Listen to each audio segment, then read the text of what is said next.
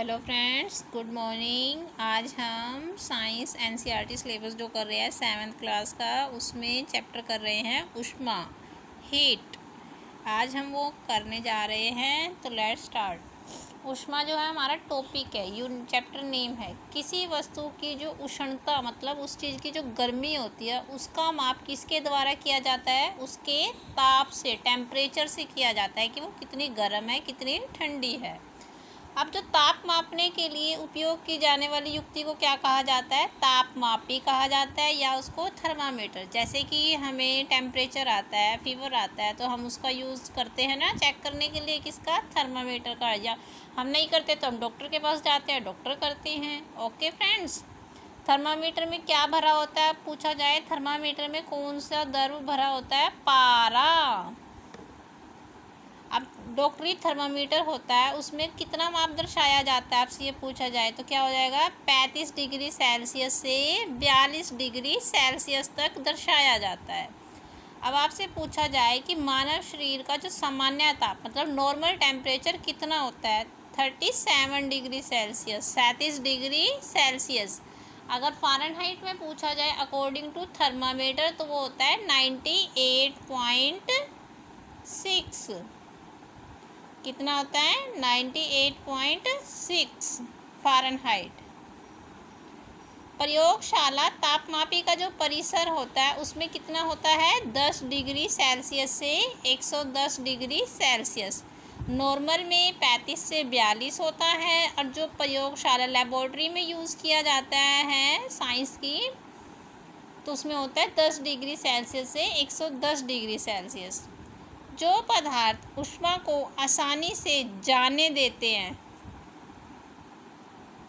कहाँ पर? ऊष्मा को कहीं पे भी, किसी भी पदार्थ में, तो वो क्या होते हैं? ऊष्मा के चालक होते हैं। उन्हें हम उन पदार्थों को क्या कहते हैं? ऊष्मा के चालक।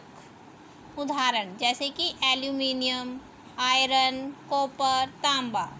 अब हमसे पूछा जाए कि ऊष्मा जो है किस किस धातु में से जा सकती है आसानी से, तो एल्यूमिनियम, आयरन जिसे लोहा बोला जाता है, जिसका फॉर्मूला हो जाएगा Fe। कॉपर को हम तांबा बोलते हैं, Cu। अब ऐसे पदार्थ जो ऊष्मा को अपने में से आसानी से जाने नहीं देते, जो पदार्थ अपने से होकर ऊष्मा को आसानी से जाने नहीं देते, वो जाने देते हैं, वो ऊष्मा के चालक हैं। जो जाने नहीं देते वो क्या हैं? ऊष्मा के कुचालक।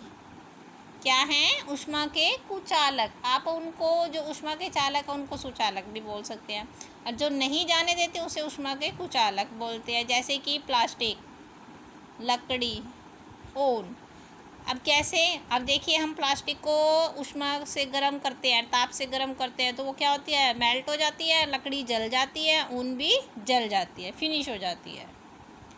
कुचालकों को ऊष्मारोधी। अब पूछ लिया जाए कुचालकों को और क्या कहा जाता है? क्या कहा जाता है? ऊष्मारोधी। भी वहीं पे ऊष्मा रुक जाती है, जल जल के ख़त्म हो जाती है। जल व वायु ऊष्मा के कुचालक है। अब पूछा जाए ऊष्मा के कुचालक जो है कौन है? कौन है? एक तो जल और एक वायु।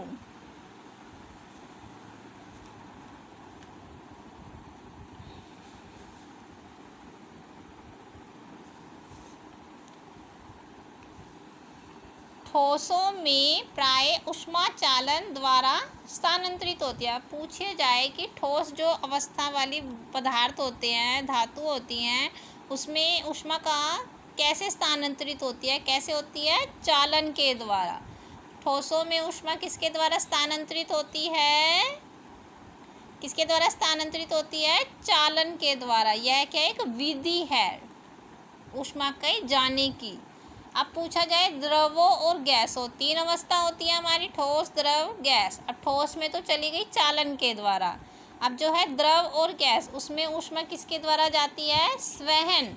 स्वहन एक विधि है, उसके द्वारा ही ऊष्मा का स्थानांतरित होता है, स्थानांतरित होती है, अभी उस जगह से वो उस जगह में पहुंच जाती है। अब पूछ लिया जाए आपसे विकिरण।